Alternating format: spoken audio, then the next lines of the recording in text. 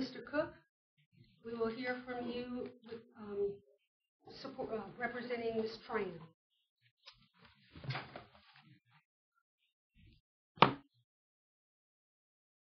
May it please the court, counsel.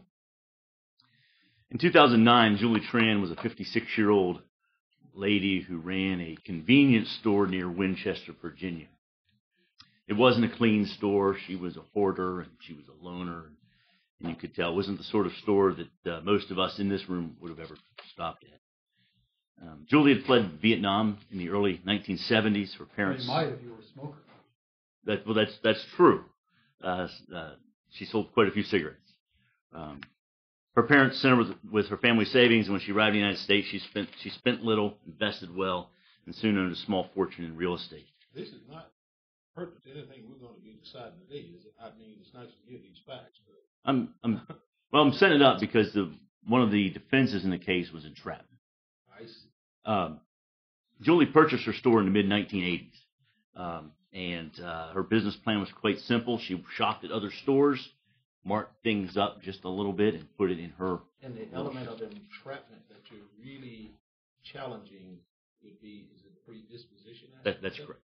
That's correct. And what this is going to show us is she didn't have any predisposition to do this, or it wasn't sufficient. I mean, that's what we argued to the jury, and that's what we're asking this court to review. That's one of the issues we're asking this court to review. What are those facts that indicate that? Okay, so for starters, one of the things she sold a lot of was cigarettes, and for a number of years, most of her cigarettes came from Costco.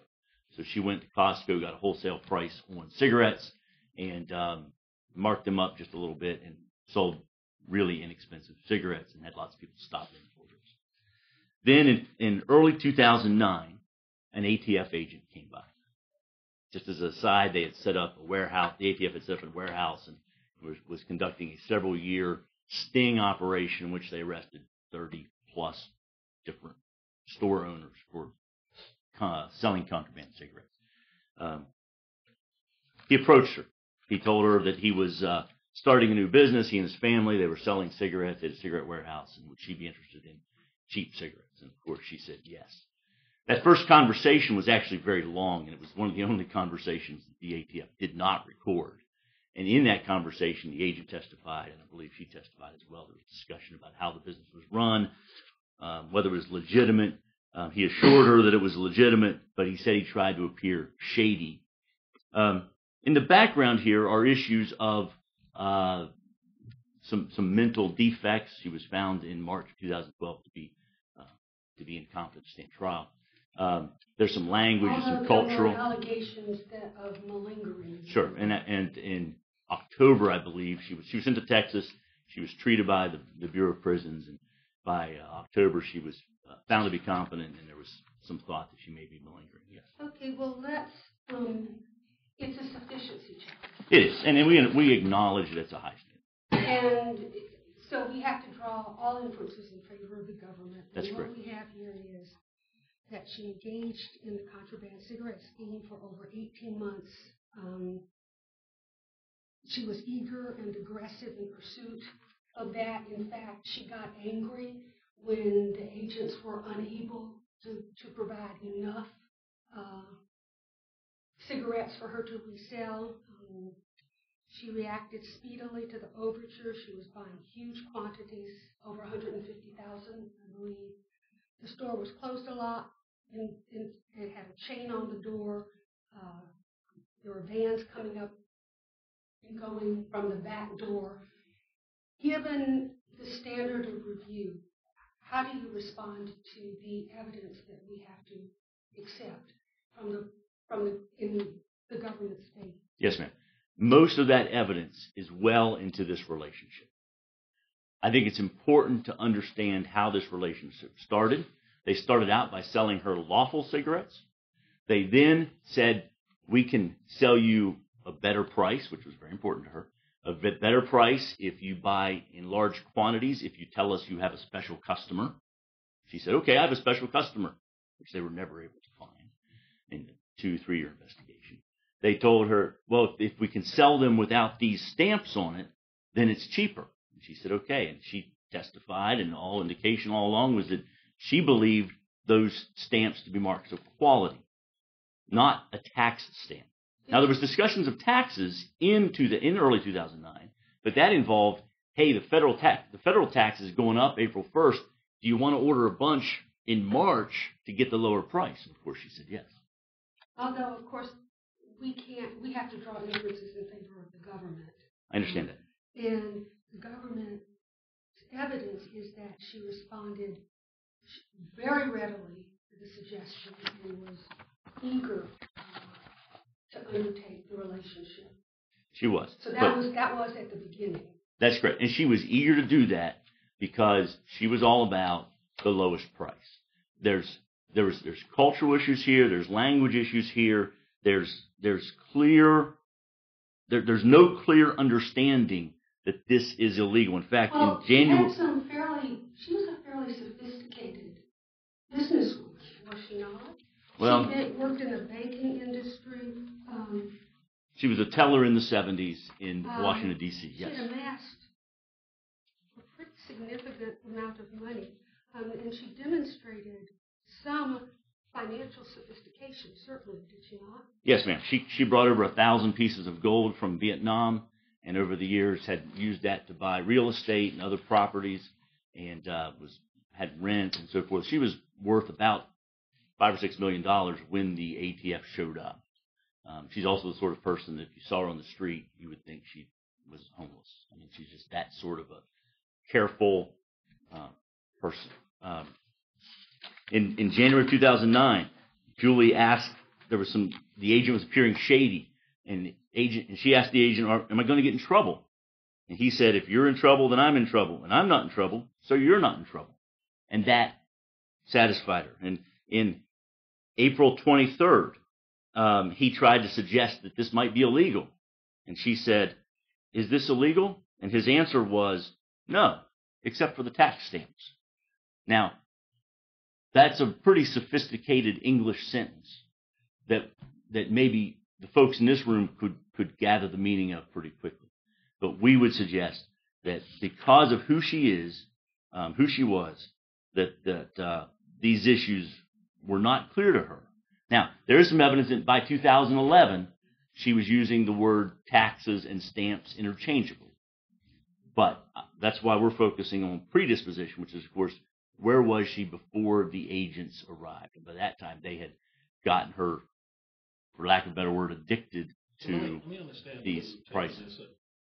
She has a business. She knows about the basis of running a business, but at least you seem to be indicating that she wouldn't have known that it was illegal to be selling these particular cigarettes, ones that were unstamped or one that indicated no taxes, knowing that you could get a bigger value than others. You're saying she wouldn't know that? Or there's nothing in the evidence on which we can infer that she would have known this? Well, I'm saying that she did not know that that there's a stamp on the bottom of the cigarettes that indicates that a tax has been paid. That was a detail that had never been explained to her, and she did not know. She's in business. I understand. And in a number of things, if you're in business, you may not know it, but you could be illegal if you're doing it. I mean, you may not have known that you maybe couldn't sell alcohol in a certain way to minors. And the minor comes in and buys it. She says, well, I just didn't know it. And you send a minor in to buy it. That's not going to get off the hook. I mean, there are certain things a business person. Now, it seems as though there's some overture in this record. This lady was really a malignant. I mean, and there's some evidence to that extent. You have to admit. I mean, she's not as unsophisticated as she comes across in that Miranda-type hearing. She knows a lot of things, and she seems to know what she wants to know and not know what she doesn't want to know. Well, the government certainly wants you to believe that. And I'm only going on what the record is indicating here in terms of her statements that are here. Some are pretty sophisticated, as Judge Duncan has indicated, and some are like, oh, I'm just a foreigner and I don't understand the English language and what is illegal and that sort of thing. And yet at the same time, she's making hundreds of thousands of dollars selling thousands of cartons of cigarettes. And if I may just add one, my favorite, what is silent? Well, I've spent several years with her, Judge, and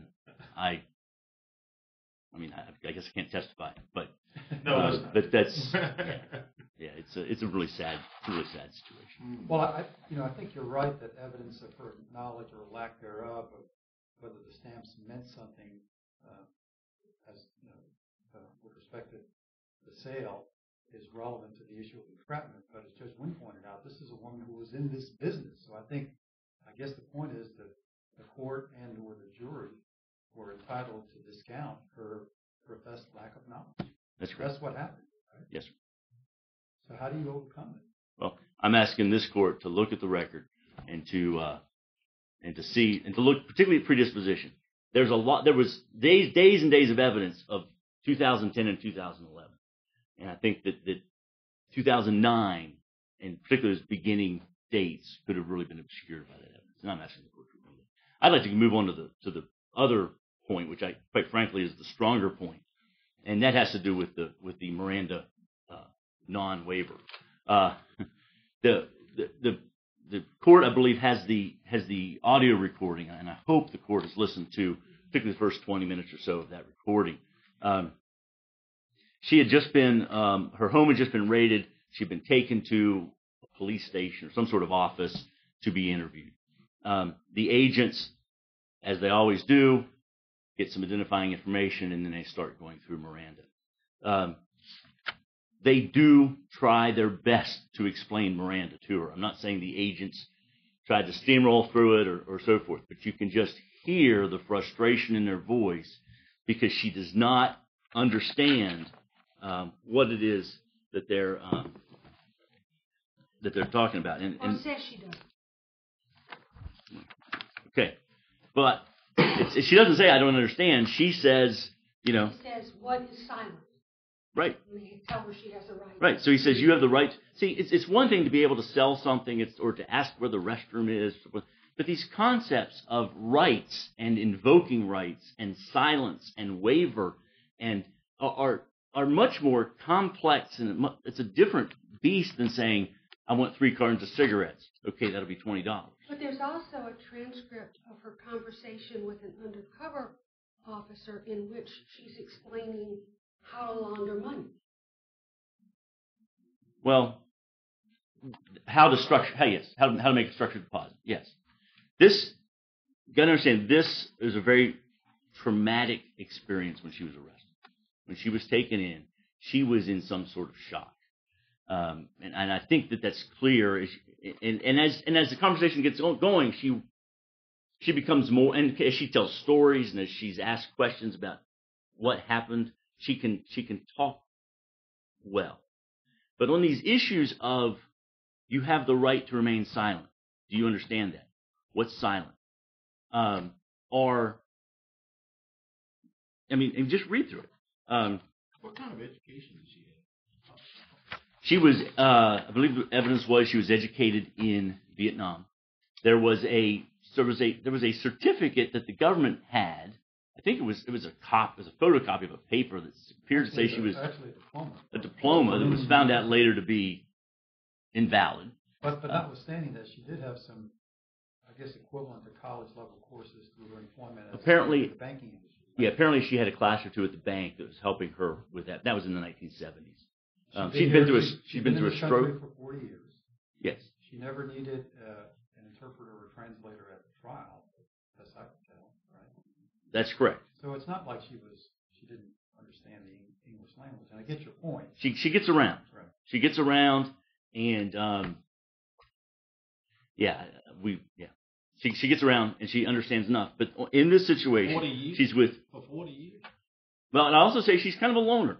She lived in this house, in this store, and people came and went and bought stuff from her, but she had no friends. I'm trying to understand exactly where you're going with this, because I have to put it in context of so many other cases we get to deal with Miranda type issues, and there are people who are far less sophisticated and who are not as educated. Some people who really do have a difficult time understanding, and sometimes they acquiesce. And of course, in this country, we have major questions in terms of confessions sometimes that are made that are really not valid. But nonetheless, they're made. This just does not appear to be that type of case. From your client's perspective, I know you're doing your job of arguing the issues before us, but I'm sort of not grasping what it is she's not understanding when she can do all these other things. I mean, and she's making a lot of money in this country, and that takes some level of sophistication to do it in the business world. This is a woman who shortly after this was found to be incompetent to stand trial. Okay, so there's other things going on. Also with malingering. Well, the government's doctor, yes, suggested that could be what's going on. But she was found to be incompetent to stand trial in March, and my time's up. I guess I've reserved some time. Why don't you finish your sentence, and you do have some time. I'll catch my breath here and be back in 2 minutes. Thank you very much.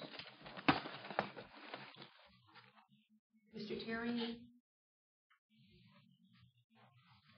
Good morning. Jeb Terry, appearing on behalf of the United States. Based upon the very pointed questions this court has already posed, I will just kind of focus in on the facts and points that the government believes supports its argument. First, let me start with the entrapment issue. First and foremost, obviously the government really doesn't believe it is a significant issue. In fact, the government argued before the trial court that the instruction regarding entrapment should have never been given. The law is quite clear. The instruction should only be given if there's evidence sufficient to find government inducement. Yet even the district court makes a comment, I believe, at Supplemental Joint Appendix, I believe, 1264. It was given, and there was no entrapment found on it. Yes. So the only issue that seems to be focused on is predisposition, and the opposing counsel indicates that the evidence is insufficient as a matter of law to establish that. And the court has already Judge Duncan ticked off a list of evidence that you put forth, which seemed to indicate that it would be there. I don't know what we add to that, but why don't you comment on that, maybe? Your Honor, one of the more interesting pieces of evidence that really came from the defense was the defendant's accountant.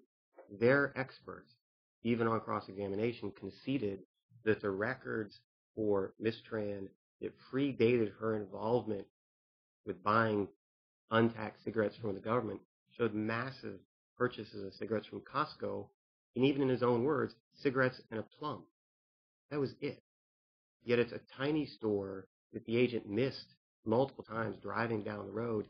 He didn't even realize it was a store. It was so run down, so dilapidated, and even the district court called it, a front. So the government's investigation indicated she'd been doing this. She'd been engaging in trafficking of cigarettes that had stamps on them, and she simply switched the cigarettes with stamps on them to cigarettes with stamps not on them. One question that kind of lingers a little bit, and that is the opposing counsel indicated that there's a lot of this that came after the investigation takes on.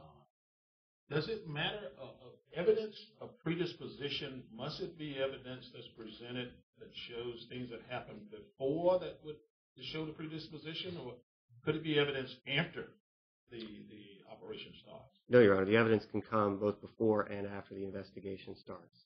And I think that's consistent with trying to understand the person, their personality, what their predisposition is. And so you look at all of the information available. And in this case, I mean, the court has already ticked off fact after fact after fact to suggest that she readily and speedily accepted the opportunity to make more money as a criminal. Indicates she was predisposed. The district court seemed concerned about this colloquy between the agent and Ms. Tran, where she asked, are we going to get in trouble, or are we going to be in trouble for this? The response being, if you're in trouble, then I'm in trouble, suggesting that there really wasn't anything to worry about. What do you say about that? Yes, sir. The court, faced with the legal requirement that it must find some government overreach, even though it ultimately found that there wasn't, focused on this one statement. And the court kept saying it was concerned about this statement. Am I in trouble? Are you in trouble?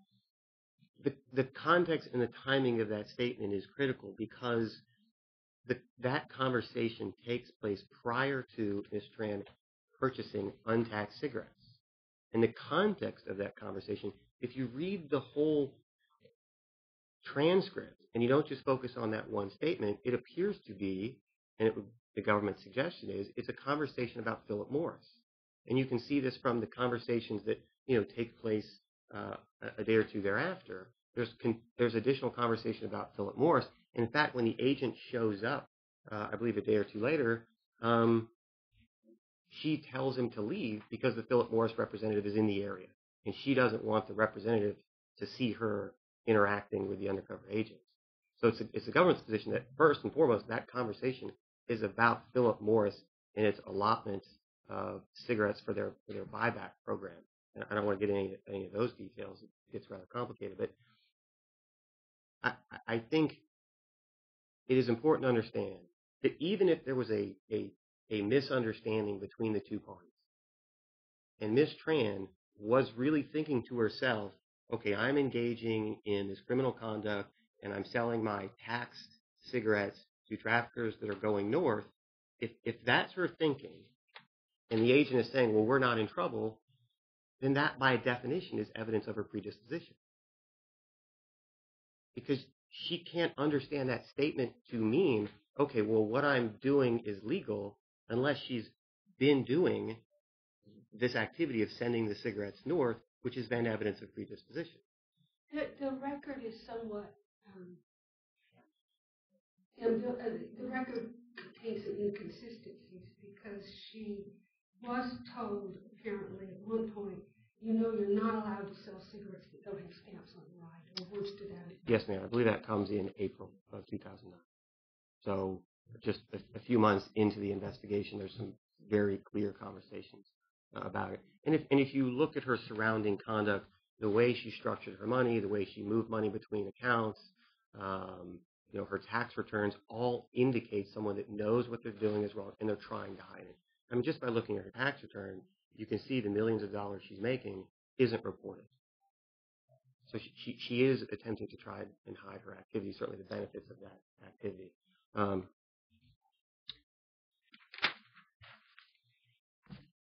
go ahead and move on to the Miranda issue. I think it's important to highlight, again, the facts of this case. She was diagnosed as a malingerer. It was found that she thoroughly understood the English language. There was no need for an interpreter. She testified at trial. She gave her version of events, which was clearly rejected. What's the significance of the diagnosis of a malingerer? I'm probably not as attracted to that as basis as the other reasons. And the reason is, I'm just wondering to what extent do you get an expert opinion on this? I mean, the court is the fact finder of this, and you bring one and say get someone, a psychiatrist, and say she's a malingerer. Wouldn't you have to say that at the time that this occurred, he could state to a reasonable degree of some kind of certainty that she was malingering? But a malingerer could be one who's that one time or the other. I'm just pointing out to say I don't want to overplay the use of that diagnosis because I'm not sure it's fair in this case, and I don't think you need it. Well, let me. In order to be able to establish that, at least from a perspective of our review. I highlight that point only because I believe it is consistent with her activity when she's initially interviewed, post-arrest. She is someone that wants to have selective knowledge, which would seem to be consistent with... So like an afterthought. After you've established it, this is something that helps you. Well, yes. This even shows this is...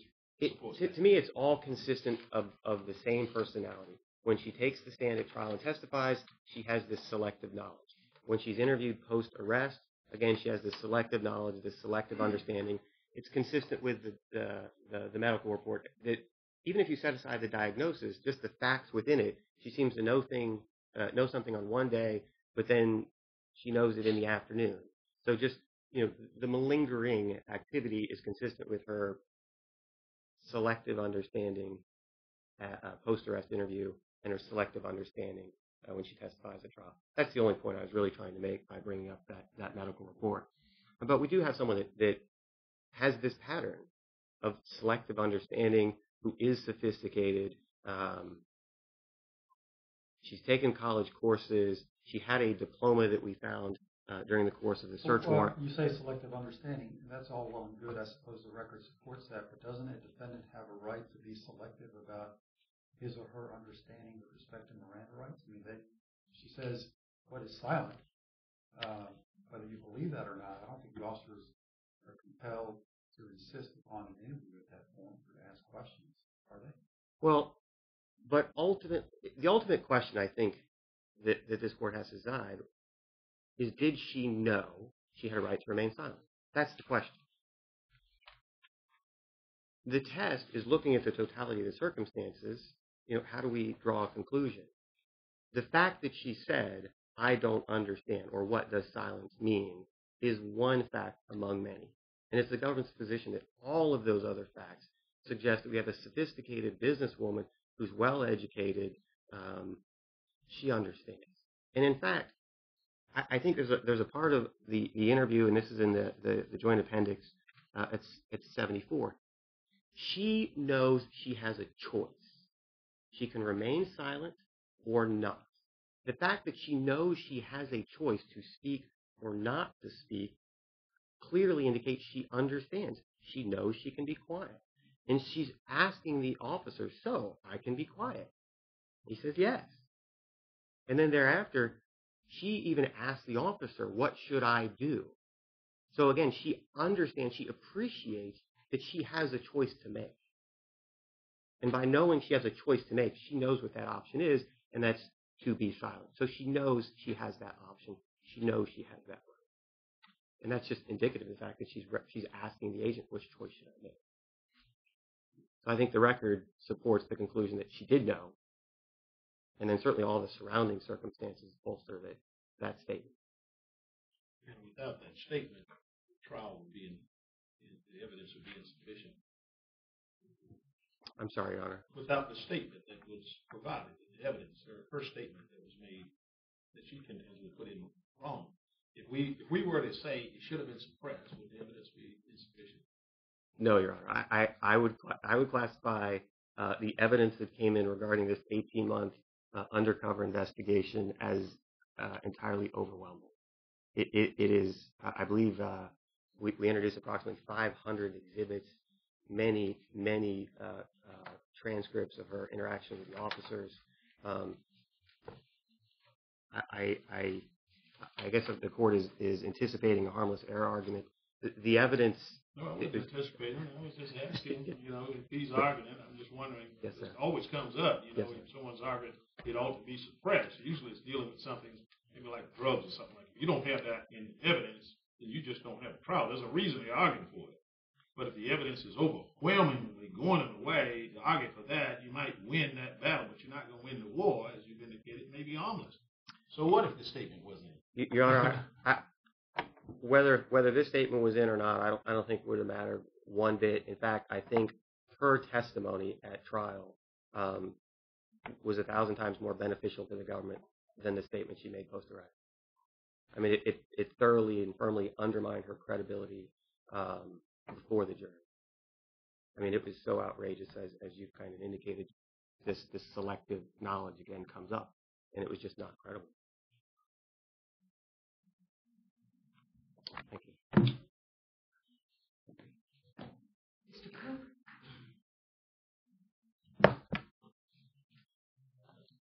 Of course, the conclusions of selective understanding and that she's sophisticated are conclusions, and they're not. They can be drawn, and the government certainly wants you to draw those. But they can also, some of what happened might not have been selective understanding, might have been mental illness and that sort of thing. And if you read her, I encourage you to read her testimony, because it's a little crazy, and I'm sure the government wants you to read it as evasive, but it's indicative, I think, of some other issues that are going on. I want to focus on the Miranda briefly, because I think it's really important. We could read through 14 pages. I'm not going to do that. But what's important is the last piece, because they've been going back and forth. I don't understand silence. What don't you understand? I've explained it to you. Back and forth, back and forth. And finally, at the end, she's asking the question, why am I here? They've come into her house. They've taken her. She doesn't know why she's been arrested. Nobody's told her. They haven't given her a warrant or anything like that.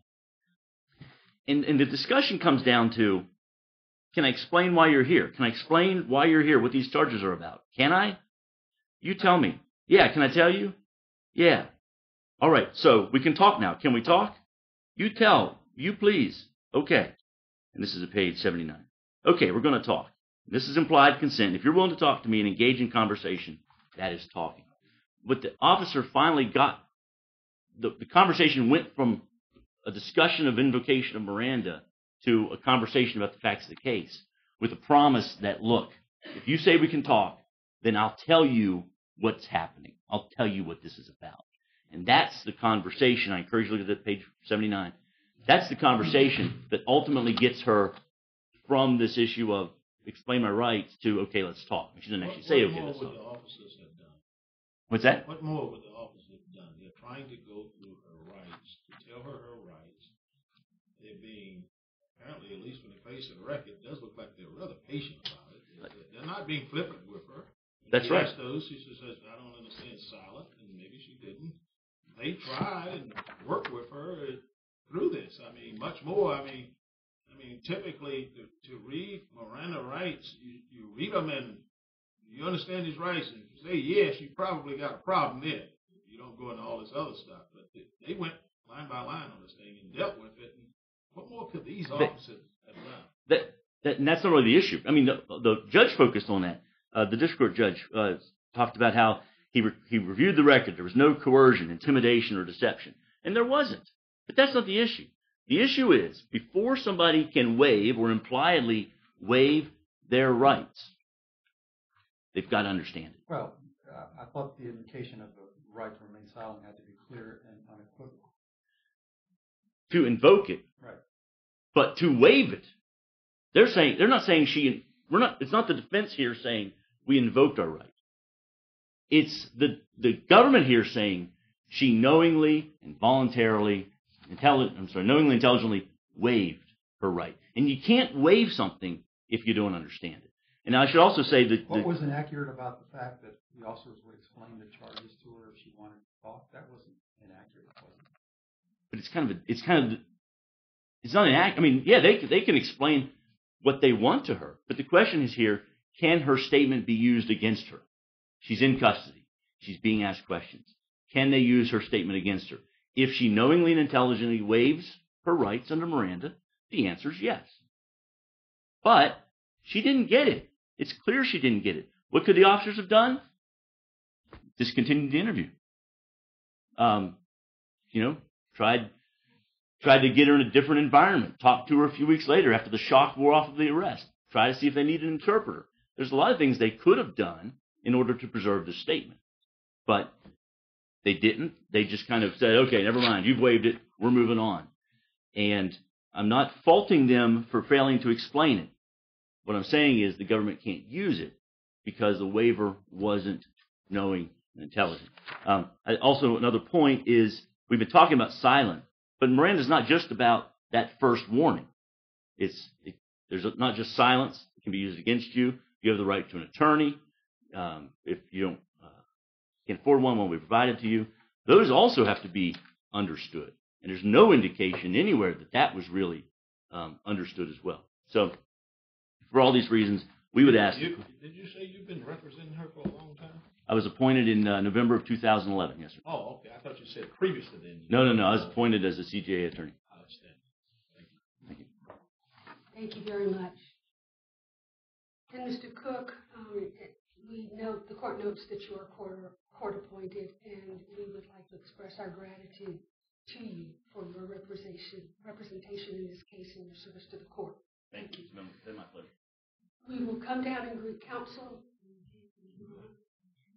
and proceed directly to the last case.